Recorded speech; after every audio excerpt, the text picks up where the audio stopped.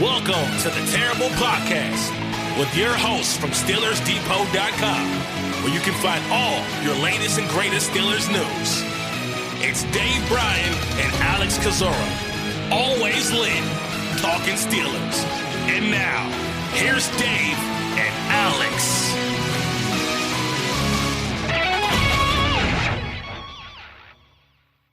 Welcome to the Terrible Podcast, Season 13, Episode 58. He's Dave Bryan. I'm Alex Kozora, SteelersDepot.com. Glad you guys are back with us here for this Wednesday show, Steelers Nation, as we are wrapping up the Falcons game and setting our sights towards Ravens week. First time meeting Baltimore this year. That'll be this Sunday, week 14, and a pretty big game for both sides. Dave, how you doing? Doing good. Exciting week, right? Who would have thought a couple of weeks ago how big this week 14 game against the Baltimore Ravens would be? I mean, this is the next. I mean, this is a big game. This is a contenders, pretenders type of game. You know, are you going to make a run for the playoffs? Moving forward from here, do we need to start looking at the scenarios and what we need to look at is scoreboard watching? All that I think will be determined on Sunday this week. And first and foremost, boy, what a memorable day for you and we kind of talked about this the other day. What a great find that you had on the Connor Hayward. After the Connor Hayward scored the other day against the Falcons, you were able to quickly track down, really quick, but at halftime of that game, you had Craig Hayward's first receiving touchdown in the NFL, was able to point out how amazingly, I don't want to say scary, but amazingly similar that touchdown was to Connor Hayward's there, and you posted it on Twitter, and that obviously took off there. And for those that don't know, this morning on Good Morning Football on the NFL Network, Peter Schrager, who does a fine job, I always kind of enjoy Peter's work on there, has a segment called Cool Play, Bro. And Alex, he points out Alex finding that play and kind of showcases that play compared to Connor Hayward's play. So kudos to you, Alex. And in fact, I think Kay Adams, the former host of Good Morning Football, mentioned it on her podcast too, but she didn't shout out your name there. No. So at least NFL Network did. So anyway, knew that was a great find right off the top, and it's good to see you get some recognition for it there. You guys hear a bunch of camera shutters in the background. That's just the paparazzi lined up here with the big news. No, that was cool, but just dumb luck. I mean, you know how it is. You go down 15 rabbit holes, and most of them don't work out, and the one randomly hits. It's just, you find that. And again, the weirdest part was somebody had just posted that full game for me to pull the clip 12 days ago, and so I don't know what compelled somebody to post a full Saints-Rams game from 1991, but maybe there's a little divine intervention working on the internets this weekend. Yeah, and the KG experience on Twitter was the one that pointed that out, that caught it this morning, and tweeted us a clip of them going over the play that Alex had found. So shout out to letting us know. They're trying to get Good Morning Football to post that full segment on Twitter. So hopefully by the end of the day, we'll be able to pass the full segment around. All right, let's talk about stuff people want to hear about here. Let's talk about the Pittsburgh Steelers. Mike Tomlin speaking to the media on Tuesday, of course, detailing the injury report. Not many updates there, pretty nondescript. Talked about the bumps and bruises associated with play, to Larry Ogunjobi, to TJ Watt with the ribs, things like that. Real no updates on kicker Chris Boswell or cornerback William Jackson. Both are eligible to be designated to return from injured reserve. We'll see if that happens. Today will be a good day for that to occur, so we'll keep our eyes peeled. But the notable name Tomlin mentioned, Chukwuma Okorafor, with a shoulder injury suffered in that game, missed a couple of snaps, did finish it out, but Tomlin saying that, we'll see where the roads lead, may affect him early in the week. I imagine he'll play against the Ravens, but that's the most notable name and injury to talk about. Yeah, you are correct there. And, he mentioned TJ Watt went back to the end of that Colts game and final couple plays in there, I think I found the chip by Jonathan Taylor right into it looked like that kind of smarted TJ Watt on that play, because I think TJ told the CBS crew there, ahead of the Atlanta game, that's he's kind of smart from that. And if TJ Watt's talking about kind of smarting from a play, I bet that son of a gun hurt. Because that's not something that, he's not one to really talk about injuries and all like that. And, he looked a little, obviously Atlanta, you had a plan of trying to get the football out and has a mobile quarterback and able to move the pocket and all like that. He looked a little bit sluggish overall in that game against Atlanta, that like he might, still be smarting a little bit from that rib injury, but another week here now, hopefully they'll take it easy on him on practice, and hopefully that thing will be behind him pretty good come Sunday against the Ravens. Yeah, it was a pretty quiet game, but it was quiet for Highsmith. And just point is, you better get ready, get up for Ravens week. And just speaking of injuries here briefly to talk about this, I'm sure we'll discuss it more on Friday, previewing this game officially. But very unlikely Lamar Jackson plays in this game with a reportedly PCL sprain suffered in that win over Denver. So it looks like Pittsburgh, for the second time, saw him in the finale last year. We'll see Tyler Huntley again under center or shotgun, or whatever you want to call it, this Sunday. Boy, what a break for the Steelers, right? And you don't want to wish injury on any team, and I'd much rather see my quote unquote my team beat another team at full strength and all like that. But I mean, this is the cycle of the NFL. This is what happens. Injuries happen, and the line moved tremendously because of this, I think, because, make no mistake, Lamar Jackson's worth a few points, even on the road here. So now we're in a situation where the Steelers are actually favored in this game. This will be Huntley's first start this season. I believe his fifth of his NFL career. I think he's won just one of those other starts. He obviously came in relief of Lamar Jackson against the Broncos on Sunday, and they ended up winning that game, but I didn't put a lot of points on the board. That's for sure. So an interesting kind of twist this week to this game. And as you mentioned, they have faced Huntley. They have prepared for Huntley before, so it's not going to be new from that aspect here. This is just a golden opportunity right now for the Steelers team, as I mentioned at the top here. A game that, you'd probably really, really question whether or not the Steelers could win if Lamar Jackson plays in it, now becomes one that they should have a pretty good chance to win with Huntley under center here.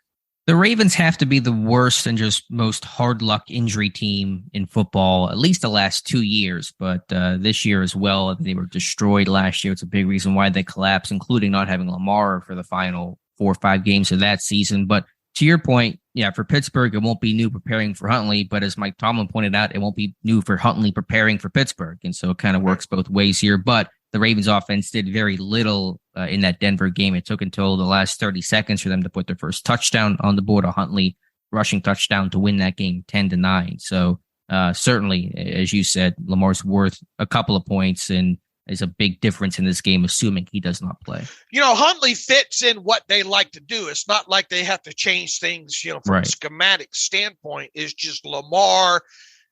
Huntley's not Lamar, especially in escapability. He can run now, don't get me wrong, and he's going to run in this game, or at least try to. But I think this is another game where you hit that son of a gun every time with the mesh charge a couple of times, and maybe you get him in situations where he hands that ball off maybe sometimes when he shouldn't on some of those reads, Not to take the long view of it, but this schedule is looking pretty nice. And I don't want to be someone that gets caught up in that stuff too much, because it's hard to win any game in the NFL. It's one game at a time, but it's fortunate no Lamar. And then you got Carolina and the Raiders. I mean, this team could really finish the season pretty strong. Look, and that was part of my terrible take yesterday was, don't look now, but here they are. I mean, if I would have told you 4 weeks ago, Alex, that man, if the Steelers are going to play a Ravens team without Lamar Jackson, and if they win this one, if they win that one, then we need to start looking at who needs to lose and what games the Steelers need to win. Not many people would have blamed me, but here we are. I mean, this is the biggest game. In so many words, I mean, they could probably lose one more of these games, but if you want to be, if you want to be direct about it, it's almost like a single elimination right now. Sure. If they win out, you really like their chances to get into playoffs. If they don't win out, there's a lot of question marks in there, and it really starts this week. I mean, get the win this week, and then move on. We'll talk about Carolina next week. Absolutely, you're right. This is one game at a time. You lose to Baltimore, all these conversations come to a screeching halt. But in my head, I'm a big horse racing guy. I'm thinking about Rich Strike in the Derby last year, coming up from behind the last 30 seconds and just somehow overtaking everybody. Pittsburgh's not going to win the AFC North, but that's just kind of in my head about this team. It's just, and again, whenever they were 2-6, we talked about the last 2 times they were 2-6, they finished each of those seasons 8-8. And so Tomlin, for all his warts and all the criticism, some of that, which is certainly valid, is able to rally his team and never lose that locker room. And again, the schedule is certainly more forgiving. They're not facing the Bills and the Eagles and teams like that, but you just have to find a way to rally and at least attempt to right the ship. Look, I mean, I had them going 8-9 this year. I think you did too, right? Or 9-8? Both 8-9. Both 8-9. I mean, there's a very good chance of that happening. And I mean, you win 4 of your final 5 here, you go 9-8, right? You're making me do math. I was told there'd be no math here on this show. It'd be 4-1, it'd be 9-8. Yes. All right. So you go 9-8. And that bumper sticker's back in play again. Never a losing season. Well, but also the statues, right? You're saying build a statue for Tomlin if they make the playoffs. Yeah, look, I mean, I put this on Twitter a long time ago. If this team makes the playoffs, yeah, they should build a statue for him outside the stadium. And I think you need to really consider if he gets his team in the playoffs, but I don't think once they get in the playoffs, none of that, does that matter with the Coach of the Year award? I don't think it does it? Or does it? In terms of playoff success, does that right? I think it's generally a regular season award. All right. Well, I mean, if he gets his team in the playoffs, man, I don't know how he doesn't garner some serious Coach of the Year votes, Yeah, potentially. But let's get to that point in the first place and kind of. You gotta win this week. I mean, Look, if they don't win this week, even though they can still run the table out, go 9-8. I mean, it really lessens their chance of making the playoffs and yada yada. We're back to kind of wondering if they can run the table, because remember they got to play Baltimore a few more weeks from now, right, at Baltimore and then Cleveland to finish things up. Right. And you have to think from a seeding aspect that maybe Baltimore will still have something, best case scenario here is that you beat Baltimore, obviously on Sunday, and maybe they win their next couple and, lose a couple in there, and then Kansas City and those other, in other words, the number 1 seed comes out of play, but they still have home field where maybe that week 17 game doesn't mean anything to them. Yeah, I think it would take a lot considering how hotly contested the first place battle is. The Bengals would have to fall apart for the Ravens to have a chance to comfortably be in a good place by week 17. That's unlikely to happen. So I imagine that week 17 game is going to mean a lot to Baltimore. Will it mean a lot to Pittsburgh? We'll see. Right.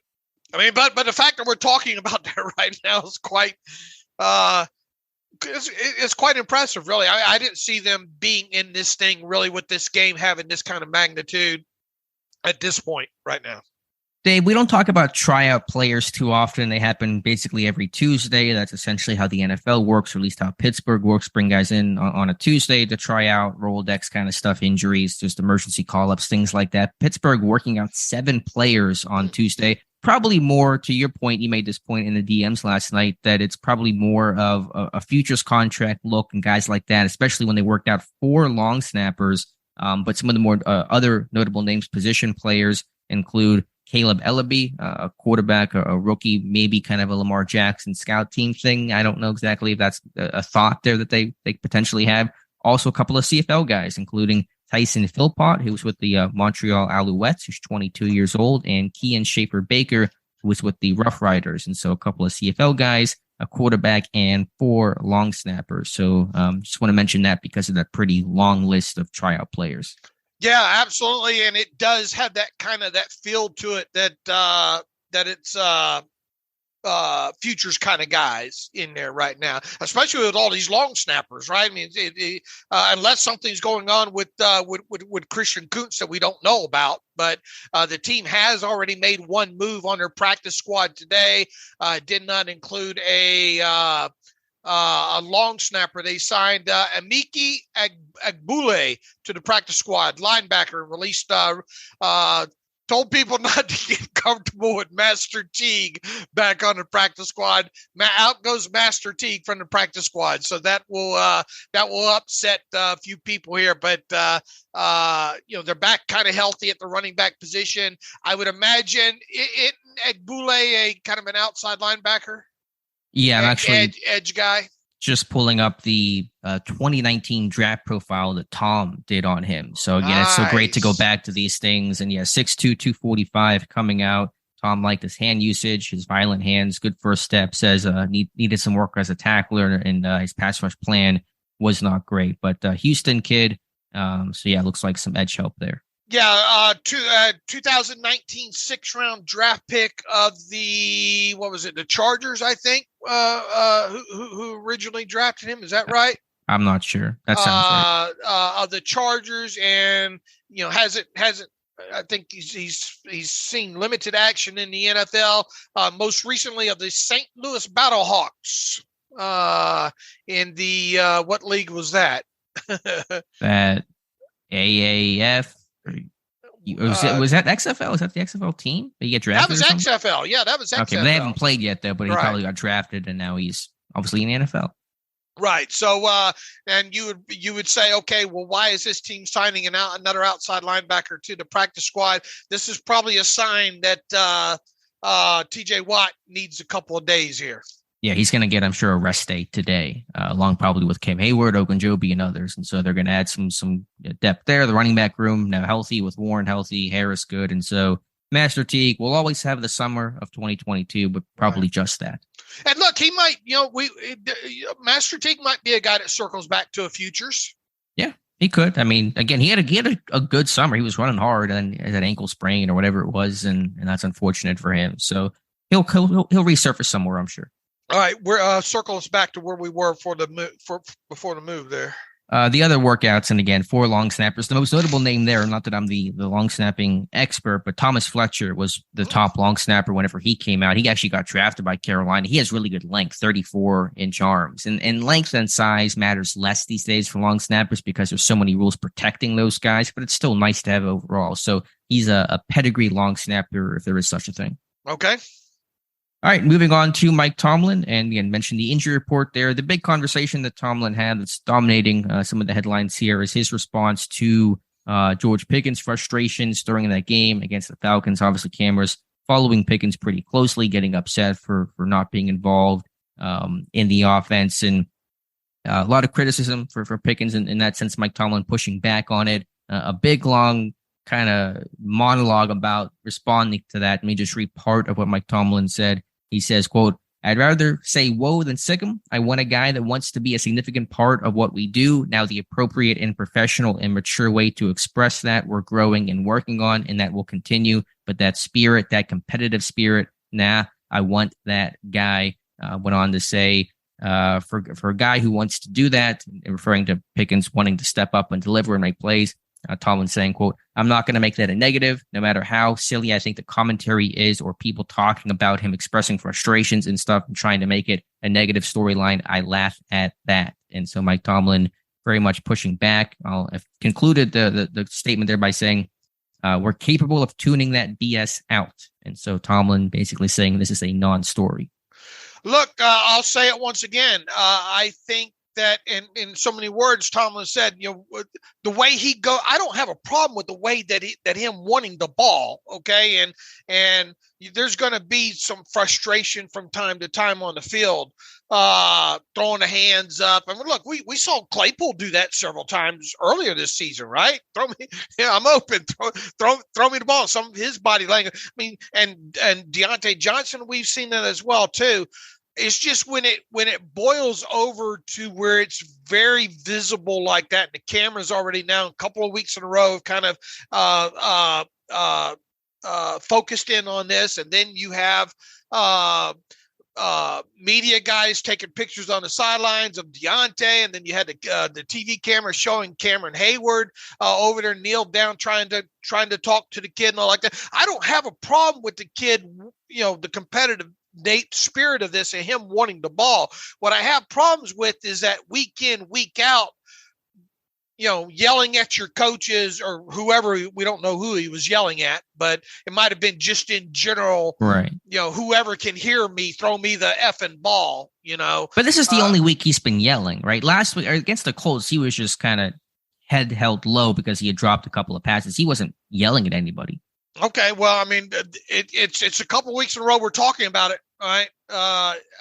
My whole angle on this is, okay, we know you want the ball here. Just let's go about a better way of you showing that you want the football, other than getting caught yelling on the sideline like that. Right, as Tomlin. And then if you're going to do that, you're going to get caught doing that. Then answer the damn questions after the game's over. Yeah, we still disagree with that. I don't think the fact Pickens has no control over if the camera's captured or not. And if you're frustrated, you don't want to, say the wrong thing and get poked and prodded because you're going to get 40 questions about why. He's still going to have to answer those questions later this week, right? But I'm sure he's cooled down. Right? When you're hot and heated after the game, you're not in that same space right now. No, there's a difference between. That's why there's a cool down period in general, and certainly guys can still be really heated coming right off the game. I mean, he's already gotten calmed down by Cam at that point. You're in the locker room. He should be cooled down by that amount of time. I wouldn't necessarily say that. I don't know if Cam's words even worked if it calmed him down. I mean, I don't think it did because I think he was yelling after Cam spoke to him. I don't remember the whole timeline there. I mean, once again, I don't have a problem with him, wanting the football. Okay, just.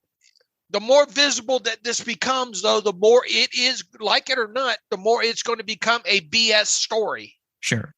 Right? Because Tomlin says this is all BS, tune it out. Well, that makes you want to magnify on it even more because he says, trying to make it it's blood in the water right now. And sure. It's a very easy target, and it'll be an even easier target if the next one comes in a loss.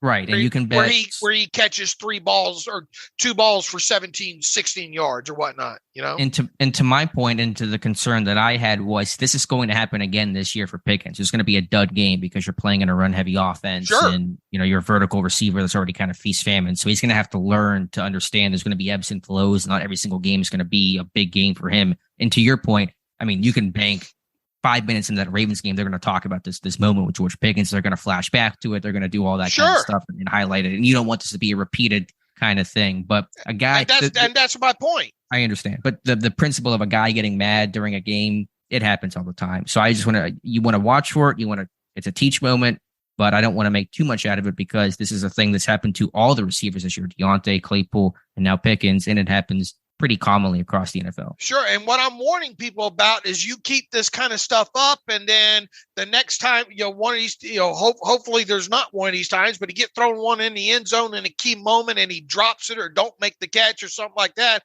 Well, then the whole thing's going to turn, the worm's going to turn in the apple here, on it. So I don't have a problem, because all of them want the football, right? Right. And that's in their DNA. It's why they're receivers. Throw me the damn ball is Keyshawn Johnson. But, man, there's got to be a better way of expressing it, And now he's an easy mark right now at this point.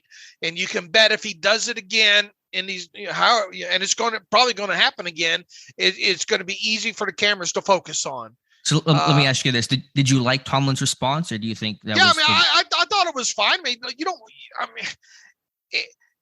if you read this slowly and parse it slowly, he was on both sides of this, right?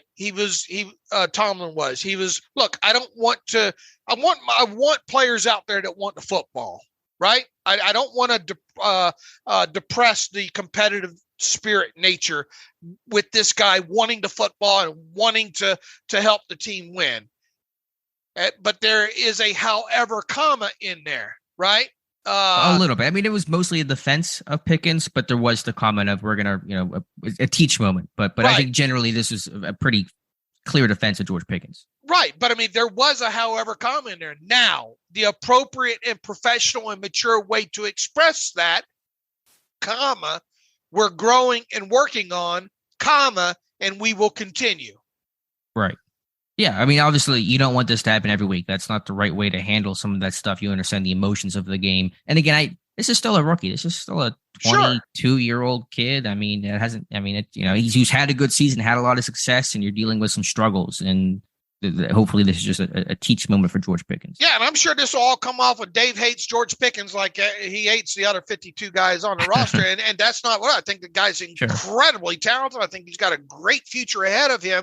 But I am 54 years old, and I have seen this kind of stuff many times over the years, right? Right. And and I've seen how it's been covered from the media aspect of it since 2008, and kind of focus. I mean, this will get magnified if it keeps up, and it will turn more and more into a negative thing for him. So my point is, man, just be cognizant of how that you are a focal point now, and be careful how you express, your emotions on the field in these situations. Right. No, I think you're 100% right about that. And the biggest takeaway, even if Tomlin believes, and I know that he does, it's a BS media story, the cameras are always going to be on George Pickens. And so you better recognize that fact, understand that whatever you do potentially is going to get magnified and replayed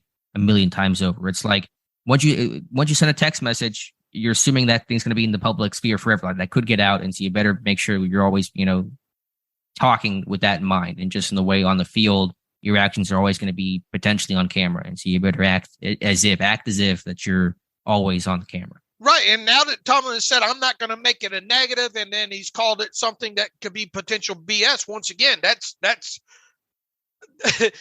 that makes you want to magnify on it more. Not that he shouldn't have said all that. I mean, I appreciate what he said and the way he said it, and with there being a however comma in there. But the fact that this is now a talking point, it's going to remain something that's easy to focus on.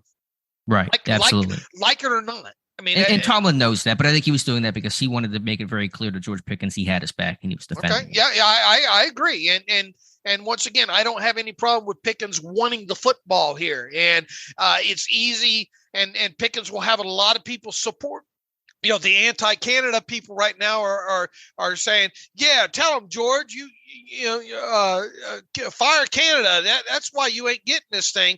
But this keeps up, and it's going to be, the worm's going to turn, and it's going to turn back on Pickens here. Sure, absolutely. So those are the comments there from Tomlin on Pickens. What else did Mike Tomlin have to say that you thought was relevant and interesting? Let's see here. Just talking about, I'm trying to roll through this real quick here. I thought the way he handled the whole talking about Tyler Huntley was good. And, much in the same way, and I'm paraphrasing here, much in the same way we talk about Kenny Pickett and the experience, playing a role in his development positively. The same can be said about Huntley, and this isn't this isn't the first rodeo for Huntley in this. And as I mentioned, this will be his fifth career start, and first this year, and because he's either made 4 or 5 previous ones in there as well too. So I just thought how he framed that, and basically saying, don't sleep on this guy. Yeah, he'll be a threat for sure. I mean, that was a close game they played last year, 16-13, came down to the wire. And so Steelers Ravens in general is almost always close one possession games, whether it's Lamar, whether it's RG3, whether it's whoever. And this weekend will probably be the same story. I don't know if you hit on it. Maybe you did hit on it. Talking about the guys eligible to come off IR, Chris Boswell and William Jackson. You have to think, what's today? Boswell, you think the window gets opened? Probably the window gets open on both of them today. But sure. within that, I still don't like the chances of William Jackson being back on the 53 come Saturday. I like it more so. I mean, I suppose if William Jackson's ready, I mean, do you let Josh Jackson go? He's been hanging on. Josh Jackson's been able to hang on for as long as he can. We'll see. I mean, I don't know. I'm just kind of taking it day by day. Let's see because if Jackson doesn't return to practice today, then he's not going to play this weekend. We can safely assume that. So we'll take it day by day and go from there. I think the odds are kind of against Jackson being back on the 53 by Saturday. Yeah, Boswell's a no-brainer. If he can go out there and kick, he can kick, Right. Plus, I mean, even if Jackson does practice, this guy hasn't played in the game since week 5. He needs some time for conditioning and, get in the system and things like that. So new system, hasn't played in 2 months, whatever it is. He's only practiced one time with this team, right? One practice. So I find it very unlikely he's going to play against the Ravens on Sunday. So run the window as long as you can with him until he's ready. Speaking of kicking, Mike Tomlin offering his thoughts on kicking. It's very much like mine. Put the ball through the uprights. Don't really care how it happens. He says of Matthew Wright, that one doink that he had back-to-back doinks for Matthew Wright. I'm not a technical teacher as it pertains to field goal kicking. I'm responsible for everything, but I don't have direct experience. I don't know how to kick. I'm not very good at it. I appreciate the ball going through the upright. That does imply when Tomlin says he's not very good at it, that he has tried to kick before. And I want to see that footage. But bottom line is Wright's done well, but assuming Buzz was healthy, Wright will not be the kicker this weekend. Hey, if this team somehow manages, to get into the playoffs, if they manage to get in there, Matthew Wright will be a forgotten name along the journey here. That shouldn't be, because a lot of these points have come off the leg of Matthew Wright in these last 3 or 4 games, right? So kudos to him for filling in the way that he has, and once again, if this team ends up making the playoffs, don't forget the contributions that Matthew Wright made.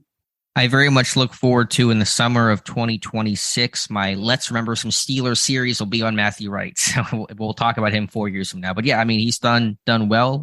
Again, what he did on kickoffs in this game, the placement, the accuracy, really tough to do. Yeah, really. That was as valuable as his actual field goals. And of course, it all was valuable to sneak out with that victory. And I think we discussed that in on Monday, right? We let off with that with the special teams. What a good job that they did, and look, you kept the football out of Cordell Patterson's hands, and on the returns that they did have, they weren't big ones, and then you had a couple of touchbacks in there on top of it. So the game planning was on point, and the execution of it was on point as well too. And then the kid made some kicks as well too and they ended up winning the game. Yeah, I mean, he's a smart guy. Maybe those doinks are on purpose. He was an aerospace engineer, I believe. He was like Josh Dobbs, so he's a smart guy that maybe has that down to a science. Comments on Levi Wallace and Cam Sutton? Yeah, not surprising. Called them both heady players, good above the net guys. I mean, that's kind of how I've described them as well. They're not athletically super gifted. They're not, height, weight, speed marvels or anything like that. They're not, Surtans or, Jalen Ramseys or anything like that, but they're really smart guys that have been playing the ball well, reading routes well. And I thought Sutton played a heck of a game. I thought he had an underrated performance in that one as an open field tackler, making plays on the football, just communication, playing inside, playing outside. So getting pressure. I just thought, good games for both those guys. Obviously praising Cameron Hayward for, and that's something we haven't mentioned there. Congrats to Cameron Hayward for being once again the Walter Payton Man of the Year nominee for the Steelers here. Man, I know this. Hasn't it been more than 2 times? It feels like he's been nominated. I think someone said 5. I don't know where I saw that. Okay, I know this is back-to-back years, but it feels like it's been for every year for like the past 5 years, right? Yeah, At least to me, it does. But man, it'd be nice to, and look, they're all deserving. So some of these things that these guys do around the league, obviously, and that's what the nomination, the awards for. It'd be nice to see Cam win it, though. I gotta admit, maybe this will be the year. I would love it to. I don't know how many times. It's at least 2. Maybe I'm misremembering the 5 or just saying that incorrectly, but hopefully he's done so much good work for the community and just one of those guys that, and it can be cliche sometimes, but really just embodies what it means to be a Steeler, both on and off the field. To me, for my money, in the area that I've grown up in, one of the greatest Steelers of his time. Right. And he may never get quite into that stratosphere that Joe Green's at, but man, he is not far behind, and he's about to match Joe Green's career sack number. I think he's 5 behind that. And so just an incredible player in person in Pittsburgh. Very lucky to have him. All right. I think we recapped enough of Tomlin there. And look, we're kind of different opinions on what's happening with Pickens here. So in certain aspects. But anyway, we'll see how that plays out. From Pickens to Pickett, you had done some more stats on Kenny Pickett. I have no idea what these stats even are. I don't think so. Take it away. What is your thoughts on Kenny Pickett? Yeah, I just think in general here, and he has obviously made some strides. I think in his game, I think you would obviously agree with that as well too. I think the Colts game was better than the Falcons game, top to bottom. I think there's a couple throws probably could have been obviously better in here. It goes without saying, though, and people are going to hate that I keep boiling it down to a couple of these stats here, but he has got to start pushing the football down the field more, plain and simple. And just looking at the stat that I always like to bring up is the adjusted net yards per passing attempt stat when it comes to this kind of stuff, because this takes into account passing yardage. It takes into account sacks, touchdowns, interceptions, yardage and all like that. And like it or not, it is a very good measurement of where a quarterback is currently in his career. And right now, his adjusted net yards per passing attempt stat is 5. And I wanted to take a snapshot of the last 4 games, right? Because I want to see.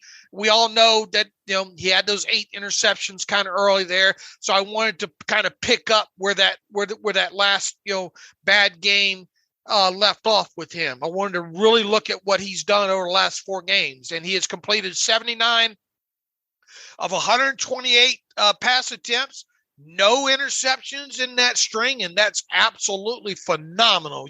With the status of this team right now, you are not going to win games if you turn the football over right now, and he's not doing that. However, 835 yards, just 2 touchdowns. He's been sacked 11 times for 76 yards there. His adjusted net yards per passing attempt stat off of those 4 games alone is 5.75, right? It's obviously a lot better than it was through those first handful of games there. I mean, we're talking sub 4 in that number. But this number absolutely has got to climb. The minimum we need to see this number here real soon is 6.4 area. Right. I assume this number ranks pretty low league wide. Are you doing any sort of comparison? Here's what I did, Alex. I wanted to look at how he compares league wide. They just posted your Cool Plays Bro segment on Twitter. So if you go to at Steelers Depot on Twitter, you will see the full video, Cool Plays Bro, which Schrager breaks down the coolest plays of week 13. And within that is Alex Kozora getting a shout out. So it's the only time the words cool and Alex Kozora will ever be in the same sentence. So we'll take it. Anyway, I wanted to look at where Kenny ranks league wide in the last 4 games, each of these quarterbacks around, because obviously there's been some buys in there, right? Mm-hmm. And I want to see where he ranks in his adjusted net yards per passing attempt stat based on other quarterbacks with, I think it was 75 or more.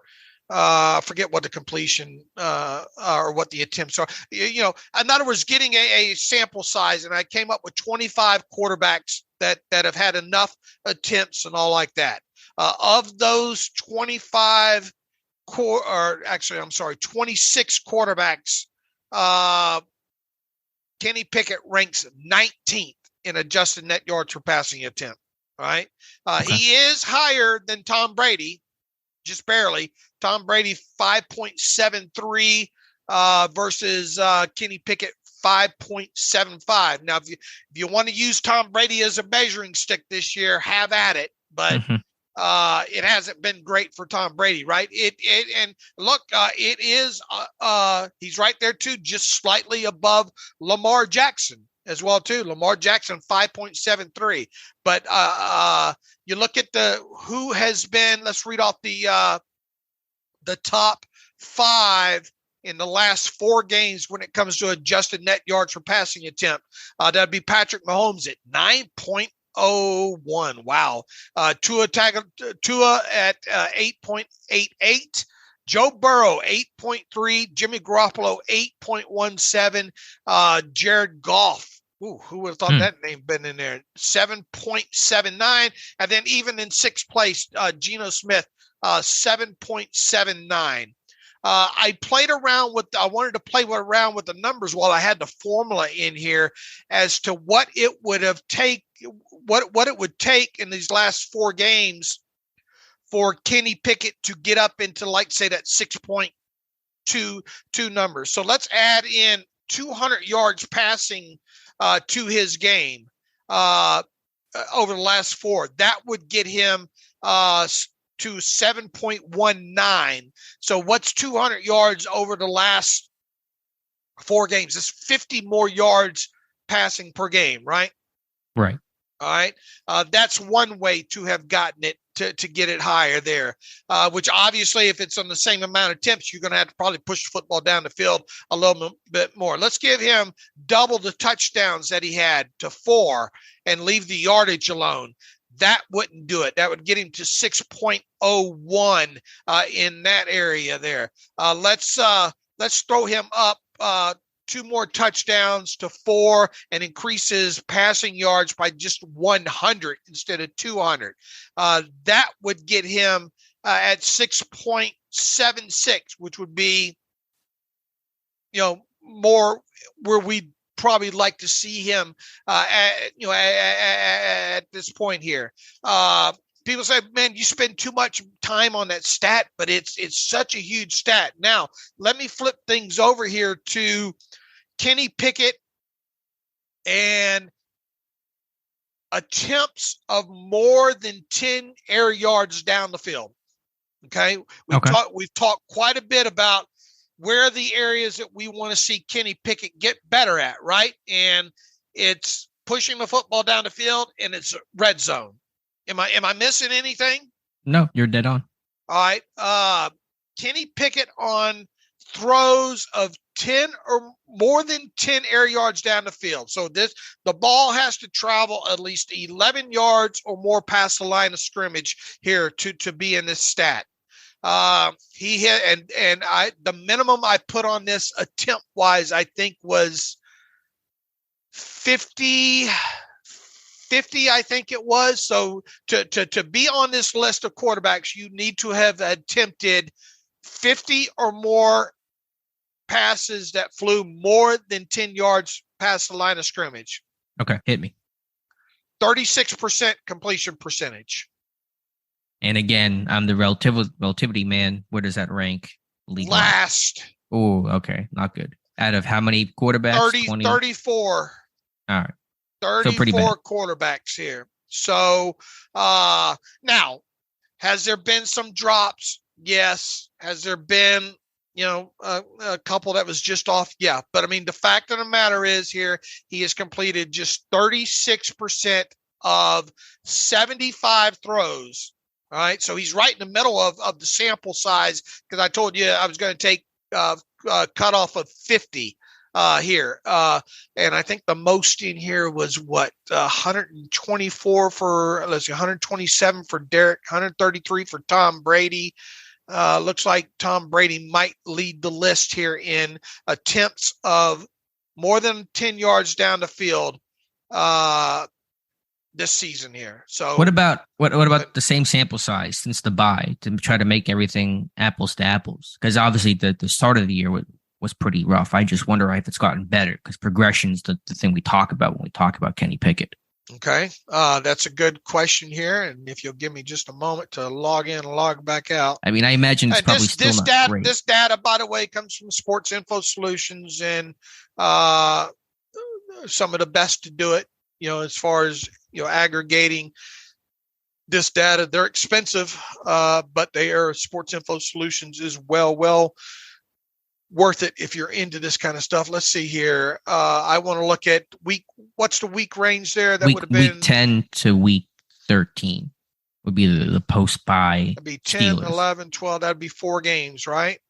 But for Pittsburgh, yes. Now some teams are on bye, some teams may have 3, right. but that'd be the 4 weeks of range. And we want to see air yard selector of 11 or more. It was 36% on the season. I just want to see what it's like. I bet you it's been higher. I don't know how much higher.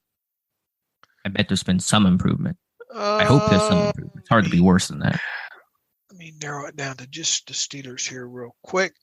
Yeah, even if it's just Pickett. I mean, you can look at it league-wide, but just to get the Pickett number. 32 attempts, 37.5% completion percentage. It's better, but it's not much better. And whereas I said it was 36% on the other.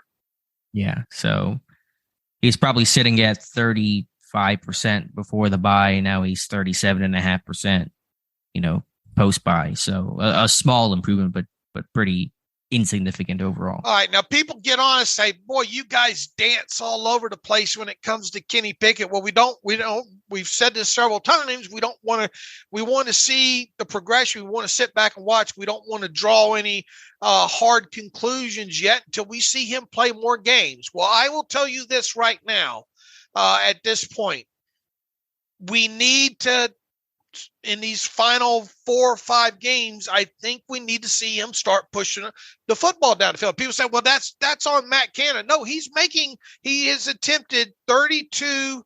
How does this stack up league? Okay, let's look at what this looks like kind of on an average in these last 4 games of who's leading the league in such attempts from. Now, obviously, some of these quarterbacks, a few of them probably going to be on buys in here or whatnot. Kirk Cousins leads the league in those in from week 10 to week 13 in throws of more than 10 yards down the field with 45. Kenny Pickett is how many did I say? He had 32. So he's not too far off the pace there.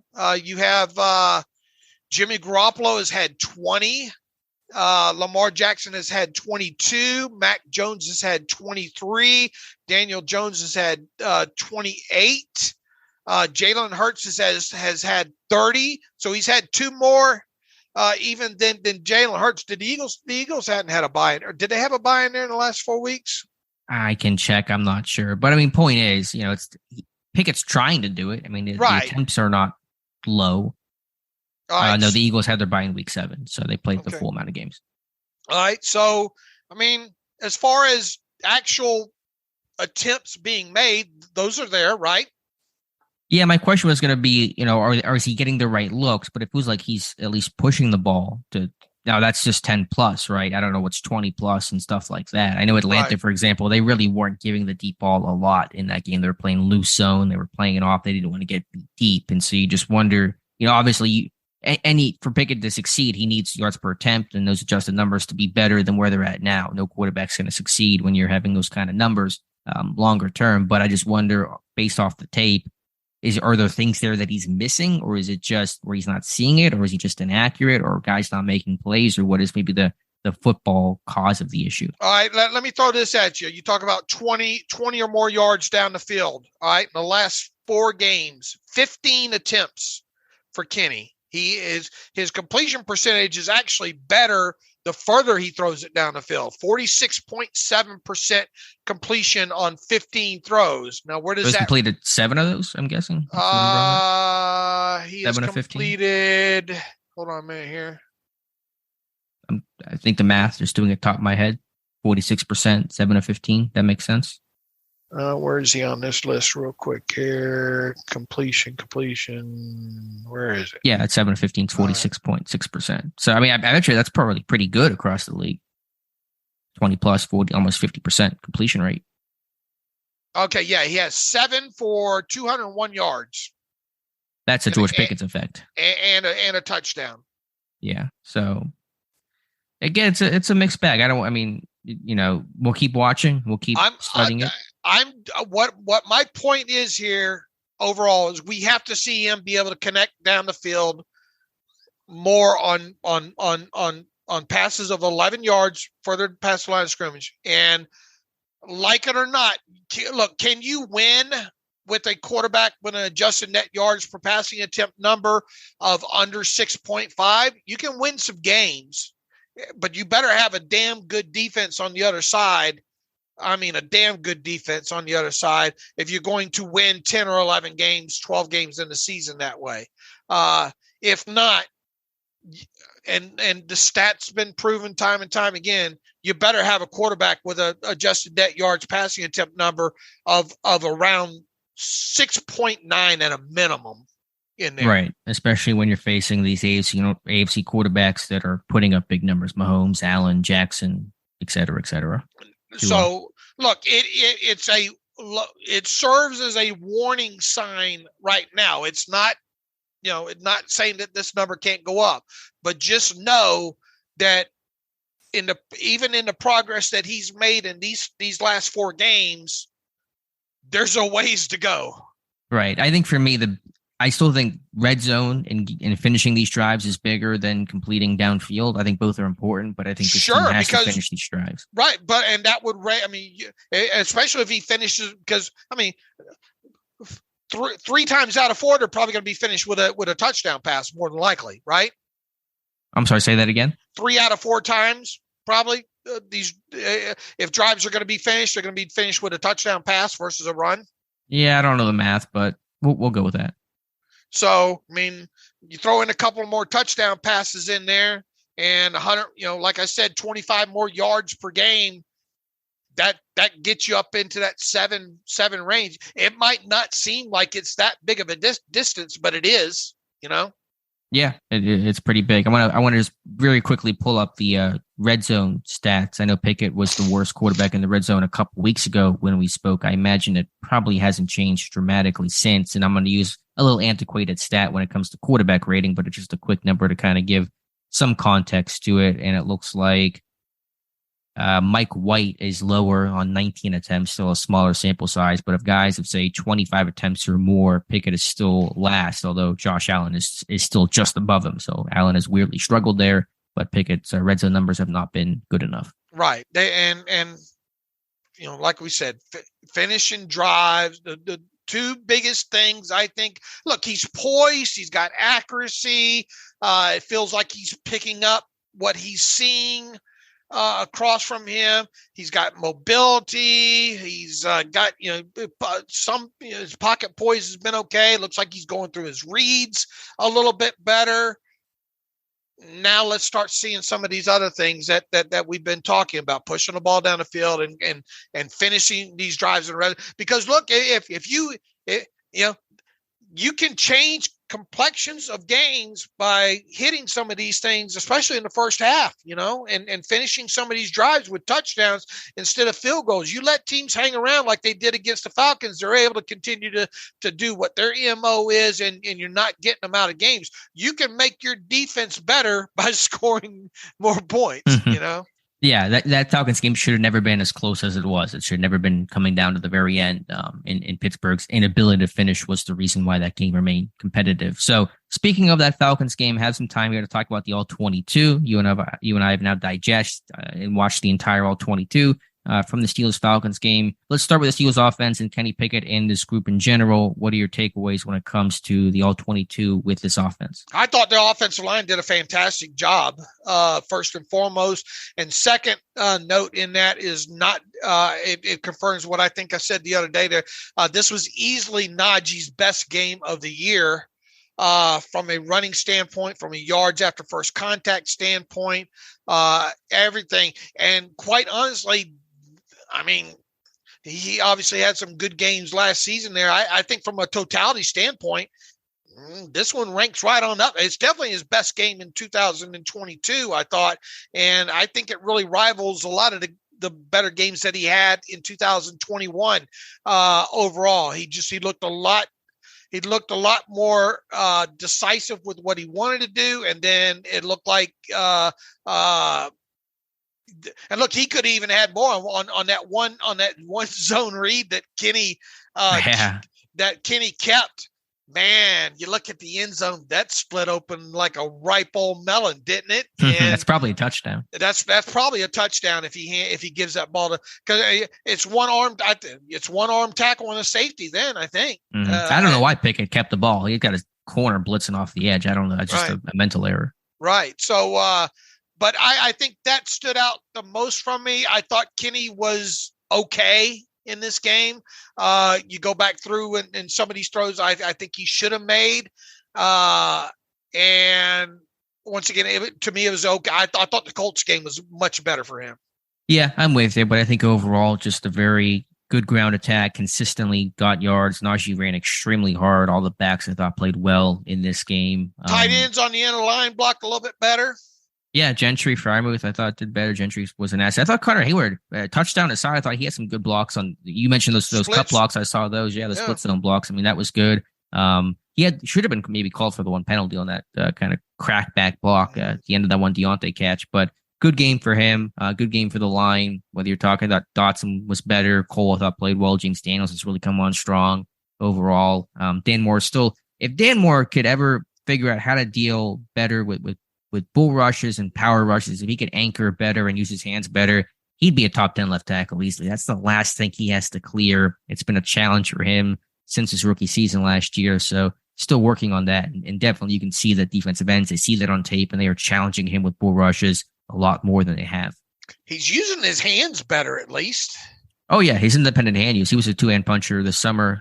Generally speaking, Pat Meyer teaches independent hand use, so not punching with two hands or different levels, and you're shooting your right hand and stuff like that. He's gotten good at that, but still has to work on a little bit of placement and strike and power, because when he tries to punch and he misses, he's too high with his hands. That's when he gets walked back and he loses leverage and loses control of the block. Right. Anything else with the offense? I think, it was just a very old school, ground attack kind of game. So, I just thought Najee, it's hard to rank these things, but I think maybe the Browns game last year was his best game, week 17 one, and maybe this one in second place. I mean, just on a totality type, totality of all runs in a game type situation, to me, this one was up there with that. I was very impressed with the way he ran, and especially after. Look, there were yards given to him before contact, and I think that's where the offensive line gets some praise here. But there was what did PFF even have for him after yards after contact in this game? I mean, I think the broadcast said he had 40 of his 86 were after contact. Yeah, I mean, he got more than what was blocked. That's obviously what you want, Now, look, me and explosive run. I think the best way, I think they're doing it, and I said this the other day, I think they're doing an excellent job. I would like to see kind of this more of a committee approach. I don't think it should be all on Najee. I think Benny Snell gives you a certain aspect that you can use right now behind this line. And obviously Jaylen Warren is a guy that has a layer of explosiveness to him that you're not afraid to hand him the ball or use him to block in all situations. You've got three backs right now that technically can play any down, I think. Yeah, I think Snell is going to carve out a role. I think Harris' snap count was 66% in this game, which is the lowest he's played in games that he's not been hurt or blowouts or things like that. And that's still a heavy amount of snaps for him, but it's keeping him. I think him being fresh is important too. And I think we talked about the power in this game. I thought the vision that he showed in this game was fantastic. And I think he has more confidence cutting now. He was, dancing a bit more. Now he's really making a hard one cut and then finding the hole and getting downhill. So I thought his vision in this game on some of those zone runs was just as impressive. PFF has Najee 45 yards after contact in this game. Benny Snell had 17 after contact on his few carries there. Like I said, I'd like to see them kind of rotate some of these guys around a little bit more. I think you get don't wear them down.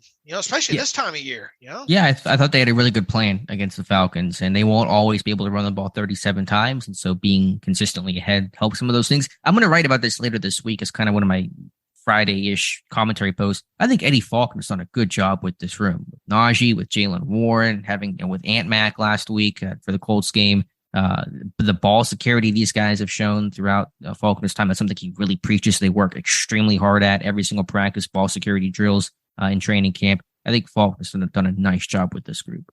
All right. I did not like one of those gunner end around, especially when Kenny had a block in it. People say, well, I got a nasty email this week, but in so many words, it said, you stupid idiot. How can you say that Matt Canada called a good game when this team only scored 19 points, I think an R word was used in there to describe me, or anyway, it was a real nasty email saying you don't know football because the Steelers scored 19 points, and yet you're saying Matt Canada called a good game. Yeah, I mean, this just goes back to you can call a good game and your offense not produce, or you can call a bad game and your offense does produce. It's a matter of execution versus play calls. And, people want to offer specific reasons why they think, Canada didn't call a good game. I'm all ears. I've certainly done that throughout this year. And of course, you want to score more than 19 points. But to me, I'm seeing a lot of player execution. Deontay catches that pass on third down. That's a touchdown right there. I mean, how many drives they stalled out, red zone fringe, in the red zone itself. What about the Kenny throw to Fire move should have been a touchdown. Easy touchdown. I mean, that was just a bad miss by Kenny Pickett there. So you had so many. That's not on Canada. I mean, I'm sorry to say. Listen, we've been critical of Canada. We talked about the issues. I think we're being fair to the guy. Lately, the issues have been less on him and more on just the players not finishing plays, not finishing drives, not executing. Now, some will say, well, look, them not executing is because of coaching. So that goes back to Canada. Well, really, that should go back more to the positional coaches in terms of the execution, because the positional coaches are the one teaching technique and going through drills and things like that. I just think from a raw play calling standpoint, look, I'm not trying to put this guy. I'm not stumping for this guy, but people expect us to do this thing the way we've always done it, and that's criticize, praise, or be right down the middle on other stuff, or say I don't know when we don't know. To me, I feel the last couple of games there's 5 or 6 plays in each of these games I can say, yikes, I don't know about that. But the whole second and long runs thing, I think for what that Falcons game was, other than putting points on the board and execution, I thought he called an okay game. Yeah, I wasn't displeased with it overall. Last note on George Pickens, I'm going to do hopefully a breakdown, an article for tomorrow, for Thursday on Steelers Depot about why I thought George Pickens didn't get the ball. I think there's a couple of reasons for it, but it didn't feel like he was running wide open and Kenny was missing him most of the time. I think it was just a couple different things working that led to Pickens not really being involved. Address that further a little bit, so people, because I heard another blogger on the radio just butcher it. Yeah, I mean, I don't think there's one clean answer, and I want to save some of the stuff for the article. But they didn't throw the ball a ton in this game. Pickens only, I think, ran 31 routes. He played a season low in terms of his snap count because they ran so many heavy sets, and Deontay is more the every down guy. He's the X receiver, and so he's going to be the kind of de facto number one receiver in terms of how this offense is run. And so just off the top, there wasn't a lot of opportunity there. You combine that with Pickens playing in the slot more, which was actually, I'm trying to remember the numbers here on that. He played in the slot more, didn't get to run some of his outside routes as much, but whenever he was outside and he ran a lot of vertical routes, the Falcons were playing loose zone coverage. They really weren't trying to allow a lot over their head. They're well aware of what Pickens can do.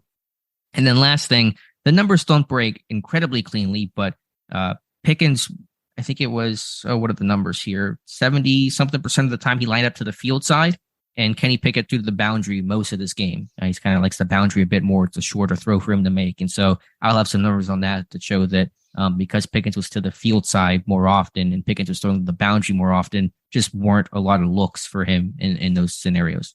All right. How would you go about trying to force targets to Pickens, or would you? Well, I mean, I understand, there's always game plans and there's things you can do to scheme guys up and get them the football the way they did Deontay against the Colts. But I mean, I'm not going to try to force it in the sense that this guy has to have 10 targets against the Ravens. That's what people want. Yeah. So, I mean, there's things you can do and you can use more bunt sets. That's been used pretty effectively. But again, I just understand it's the ebb and flow of the system of this run heavy offense with a rookie quarterback. And when Pittsburgh played their heavier people in this game to run the ball, it just really did not give Pickens as many snaps as what he's normally accustomed to. All right, we'll look forward to that video. When will that be up? It'll be an article because I think a video will be too tough to do, but okay. I'll have an article probably for the morning. Okay. Defense. Yeah, I mean, not that it's the main reason, but the video I did this morning on Steelers Depot was on Tyson Alualu. And I know we both love the guy, but his time is up. I mean, he just really had a bad game. He's getting ragdolled by their right tackle, Caleb McGarry, in Atlanta. So, I mean, I don't know. I think I'm at the point where I would consider Carlos Davis over Tyson Alualu at this point. Yeah. And we, in the arms of an angel, man. Look, I was the guy that after Alualu's first 2 seasons, I wondered if they should re-sign him.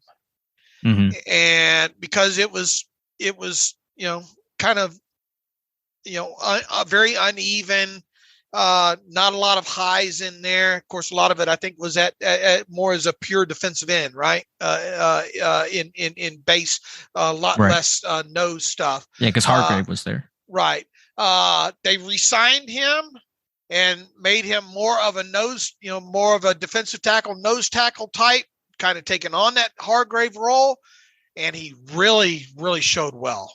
And then the injury hit last season, and he's not that guy anymore. And it's time. And what that time looks like, I think you talked about it on the live stream the other night there. Maybe you start promoting Carlos Davis in it. The only way you're not going to make Alualu inactive unless he's injured, unless you have somebody else not currently on the roster dressing and taking that spot, probably. Right. Someone has to play this backup nose tackle rotational snaps. And that's not likely to be a guy like Leal or Loudermilk. No, Leal's too small and Loudermilk's too tall.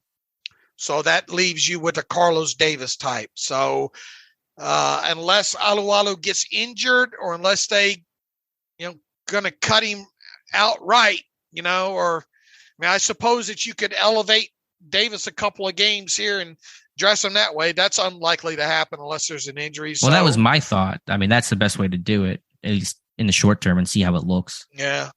I doubt we're going to see it, though. Yeah, I kind of doubt it too, but I think it's unless warranted. There's an injury. Yeah, it is. Anyway, I don't want to spend too much time because I know he's only playing 15 snaps a game, but just really a bad game for him, unfortunately. I mean, it's just he's 35, he's got a bunch of leg injuries. I mean, it's not unexpected, but still sad to see. Other thoughts for the defense, again, just guys not getting off of blocks. Again, I don't think the assignments were bad. I don't think there weren't a lot of missed tackles in this game. It was just guys not getting off of blocks, guys not winning at the point of attack. Overall, so that was kind of why the Falcons got their run game going. Look, they got pushed off the ball in this one, I think. Yeah, they did, especially in the second half there when, and that's the byproduct of letting those teams hang around. That if their identities run the football, which Atlanta was, and doing so with Cordell Patterson, they did that and they started to move downhill. I thought the tackling overall was fine. I don't imagine Josh Carney's going to have a very long missed tackles type say. I thought coverage for the most part was okay. Marcus Mariota, make no mistake about it, he missed some throws in this game, right? Oh yeah, Mariota was missing high all game long. Right.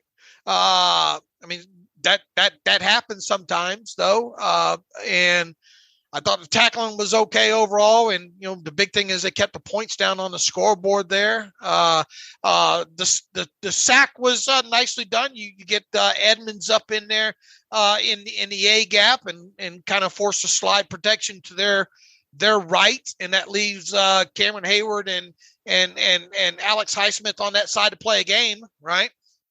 Yeah, I mean, and Hayward was the crasher there, and he's the best guy at stunts in football, both as the crasher, to subtly and slyly hold the left guard to allow the looper in free. But this time he didn't even hold; he just crashed through and split the tackle in the guard and got through for the sack. So Hayward had a good game. The bull rush he had on the Minka interception to end things, that was a good play. I just had to laugh at. I think even Cam saw this pre-snap. Hayward switching that left leg, digging it in the ground, and just taking off. And Drew Dalman, that center, was really overwhelmed by Ogunjobi and Hayward in this game. Man, can you imagine if this defense gets a 10-point lead or a 2-possession lead in the third or fourth quarter of a game? I mean, at least against Atlanta, Atlanta can't throw the football, so you were just trying to if you could have just gotten a 2-possession lead in the second half, late in that game, you would have destroyed off them. Yeah. That's what I'm getting at. Right. If they could bury another one of these red zone, trips of theirs instead of a field goal and get this thing in a situation. Dick LeBeau always said, the better, the defense is always better. The better the offense is, because you get them in some of them predictable. You take them out of certain aspects of what they want to do, and basically was the thing with on that last play there that Minka intercepted. They're going to have to throw, right? And that they're you could just get it, pin your ears back and get after them, and getting that motorcycle start like like Cam Hayward, you can get after it and you can impact the play that way. When an offense, when what the offense is going to have to try to do, it makes it a lot easier to play defense, and the whole rushing coverage thing, yada yada. Right. It's funny. Literally, the first time all game Atlanta had to throw, they threw an interception, and the game's over. The very first time they have to throw the football, and everybody knows it. So, they don't have a lot of thoughts defensively. Just not winning the point of attack in the second half. Secondary, I thought, played well overall. Got some late pressure, and Minka called game. Okay. All right. I think we're getting a little bit short on time here. So, any other final thoughts? George Pickens is speaking to the media now. It I don't think that went too well, did it? It doesn't sound the best in the world, but apparently I'm reading this from Brooke Pryor. Can I edit my comments earlier in the show? Can you go back now? He says, let's cover this, because this sure. Is I have time. Where's my flag at? Yeah, you have all kinds of time right now. This is I'm just reading some of the tweets here. I think we have a story going up on Depot by the time people listen to this. But Pickens, before we began talking to the media, he had this opening statement, apparently saying, quote, "Before we start this, I ain't going to be just saying stuff for you all to just paint a story and make a statement bigger than what it is, or make something bigger than what it is." So Pickens doesn't want to try to answer many questions about what happened, I think, to avoid that bigger story, which in itself will become a bigger story. Okay. And what did I say? Again, okay. If you're not going to address it after the game, you better damn sure address it on Wednesday, right? Yeah, again, I was fine with him not talking after the game. And look, I haven't heard this yet. I mean, we're reading. We don't have context here, so that's right. It's kind of unfair here. But it doesn't sound like this went too terribly well today. Man, just once again, I don't have a problem with him wanting the football. I just think that the way that this is being played out on the field and off the field right now is going to make this an even bigger story. And when that happens, it becomes a distraction, and then he's going to get more upset. It's just going to snowball on him, is all I'm saying.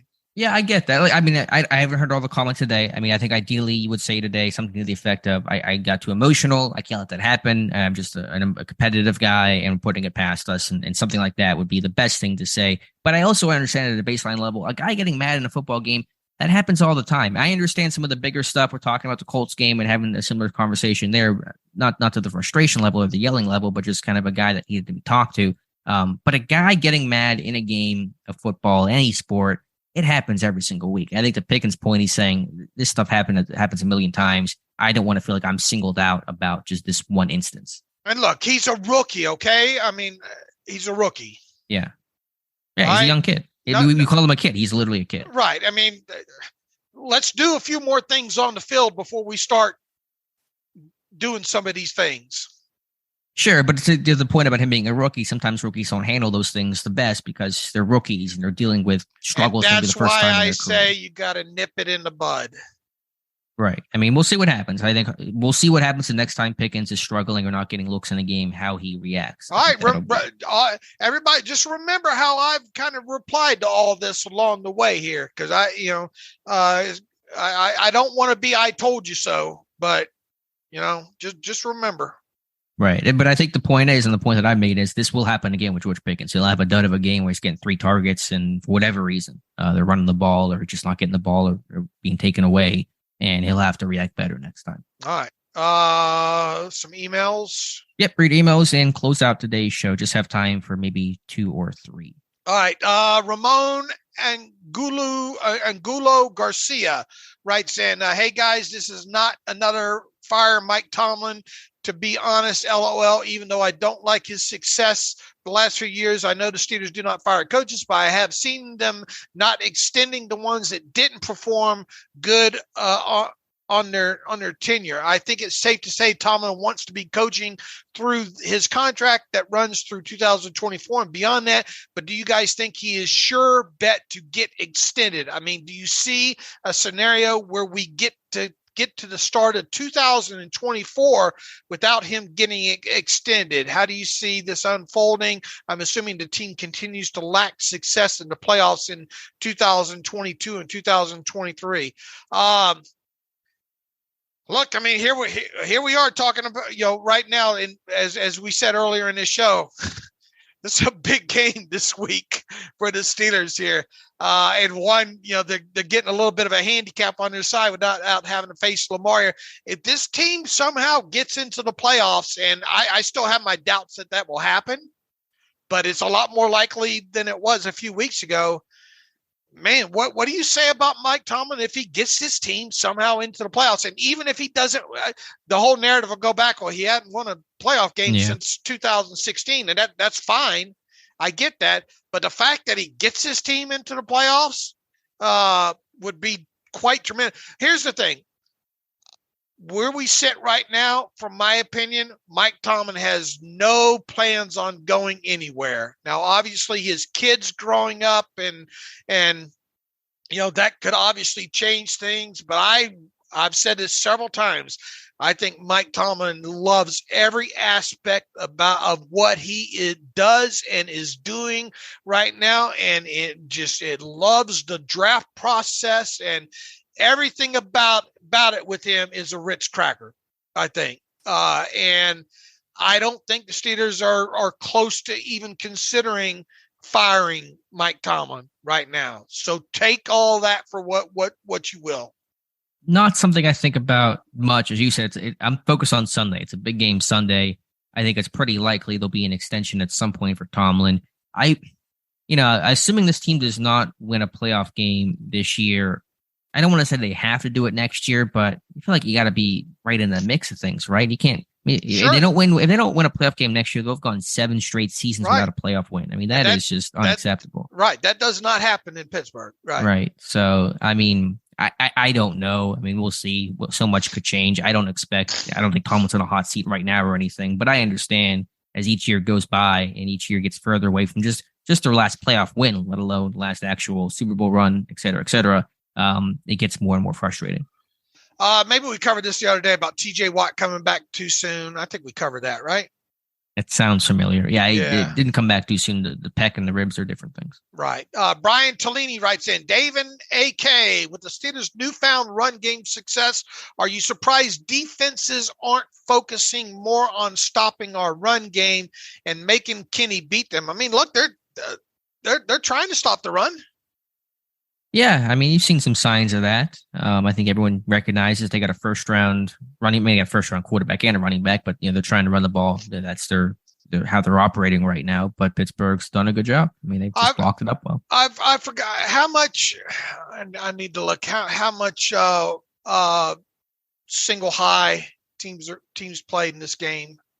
I assume Atlanta did a fair amount because they're a single high team. Generally speaking, they played some too high, and when they do, Kenny checks to runs. There was the first play of the game was a check too high to a run that got 6 yards. So, right. So I mean, it felt like they were doing all they could do to kind of stop the run.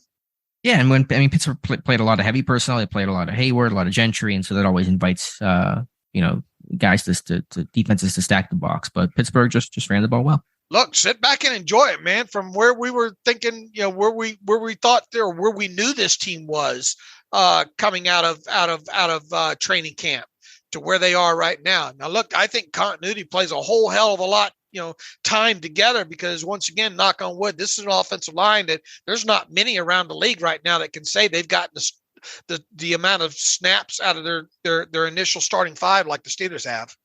Yeah, I mean, it's rare. I mean, are they the only team to have? Probably not, but how many teams have had their starting five start the entire season? I mean, it's probably count on one hand, I'm guessing. I would imagine just over experience, if there's not many of them right now. Right. So that's, as you said, I think that's a storyline not talked about enough, and it's a big reason for this team's improvement. Sure. I mean, plus their depth is bad. They have no depth, and so they really cannot afford an injury to anybody. True. And I mean, look, we haven't had to see, what have guys like Trent Scott's come in and played a handful as like a tackle, and then obviously a handful more as kind of an extra tackle, but he hasn't had to play. The guard, yeah, you remember his name, Jesse Davis. Yeah, Jesse Davis, and obviously Kendrick Green hadn't even been active for a game, but Jesse Davis, I don't think has even taken an offensive snap, has he? No, he's been left wing on field goals. He's been doing that every time. He's played so little. Even now, when I watch him, I think John LeGlue because he's wearing that 77. So right. I mean, yeah, but that's a good thing. I don't want Green playing. I don't want Trent Scott playing. I don't want Jesse Davis playing. So Hassenauer, yeah, and Hassenauer's played some. Right, played a little, but I mean, he had, look, hat tip to Mason Cole too. Like, this is a guy that probably hasn't been healthy since training camp, right? Yeah, definitely not. But he's a warrior. All right, what else do we have? We time to wrap it up here. Yeah, I think we're a little over time, but that's all right. Had a good conversation today, so we will come back Friday, hopefully with a Ravens beat writer and preview the Ravens game. All right. In the meantime, man, congrats to Alex. Go retweet that stuff of Alex out there from Good Morning Football this morning. That's quite an accomplishment there. Kudos to Alex. Good eye on that. It's just too much time on my hands. That's all it was. Thank you. Well, God blessed us to be able to do that, right? That's true. Good point. All right. You can follow me on Twitter at Steelers Depot. Follow Alex on Twitter at Alex_Kozora. Follow the show at Terrible Podcast. Email the show, theterriblepodcast@gmail.com. If you like what we do and want to donate to the cause, go to SteelersDepot.com. Hit the donate button. Also, if you like an ad-free version of the site, go to SteelersDepot.com. Hit the ad-free button, upper right navigational bar. We will be back on Friday. Until then, as always, thanks for listening to the Terrible Podcast with Dave and Alex.